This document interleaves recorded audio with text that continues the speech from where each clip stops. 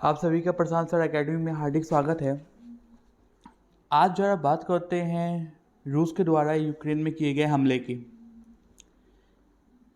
क्या आज कल का दिन जो हम लोगों का रहा है गुरुवार का, क्या क्या घटनाएं देखने को मिली है यहाँ पर, इसके बारे में जिक्र करते हैं जरा।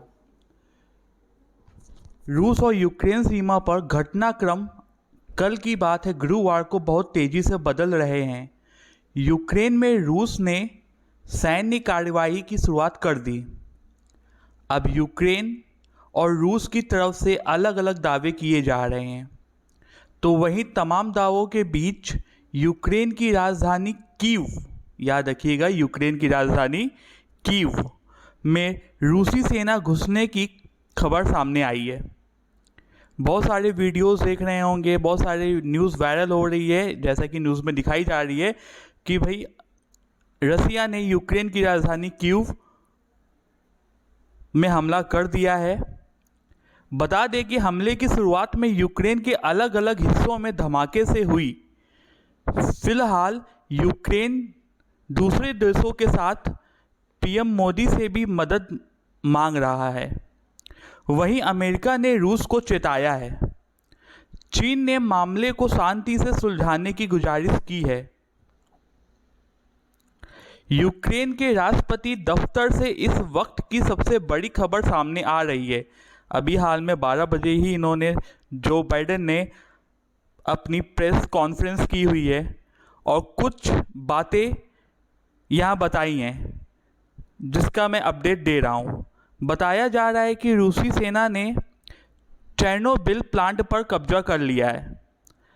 अभी जो बाइडेन की क्या बातें हैं उसके बारे में मैं आपको बाद में बताऊंगा।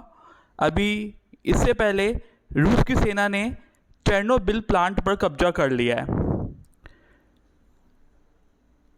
अमेरिका के राष्ट्रपति अभी जो बाइडेन ने रसिया में काफ़ी सैंक्शन लगा दिए हैं।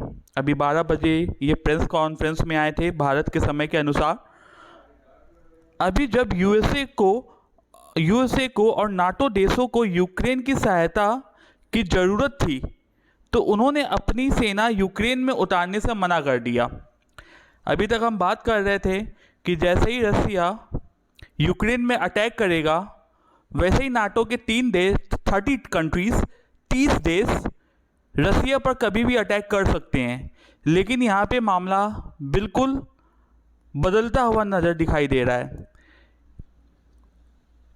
यही वो अमेरिका है जिसने सेकेंड वर्ल्ड वॉर में हथियार बेचकर खूब पैसा कमाया और हर देशों को हथियार बेचकर और लड़ाकर पैसा कमाता रहा।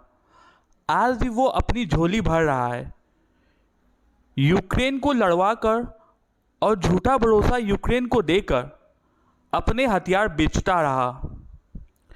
अब वक्त आने पर पीछे हट गया है और बस सैंक्शन लगाने में लगा हुआ है। इस सैंक्शन का रसिया में कोई प्रभाव पड़ता नहीं दिख रहा है। अगर प्रभाव पड़ता हुआ दिखता तो वो ऐसे कदम ना उठाता और यूक्रेन पर हमला ना करता। आखिर फिर किस बात का नाटो है जो यूक्रेन को सेना नहीं पहुंचा पा रहा है? वहीं अब बात करते थोड़ा सा इसका भारत पे क्या असर देखने को मिलेगा। भारत में कुकिंग ऑयल में महंगाई। भारत अब तक बड़े पैमाने पर कुकिंग ऑयल को यूक्रेन से इंपोर्ट करता है। युद्ध के चलते अब इसका आयात हम यूक्रेन से नहीं कर पाएंगे। ऐसे में भारत सरकार सनफ्लावर ऑयल के आयात के लिए दूसरे देशों की विकल्प की तलाश कर रही है। हालांकि उन देशों पर इसके आयात के लिए इतनी जल्दी शिफ्ट होना आसान नहीं होगा। ऐसे में कुकिंग ऑयल की कीमतें आने वाले समय में बढ़ सकती हैं। वहीं अंत में हम बात करते हैं, अब चाइना ने भी ताइवान पर हमला करने की कोशिश शुरू कर दी है। ताइवान की तरफ से बताया गया है कि चाइनीज़ फाइटर प्लेन्स उनके देश में मंडराना शुरू हो गए हैं। क्या ऐसे ही छोटे देशों में बड़े देश अपना अधिकार करते रहेंगे? ये सोचने की बात है। यही अभी तक का अपडेट था।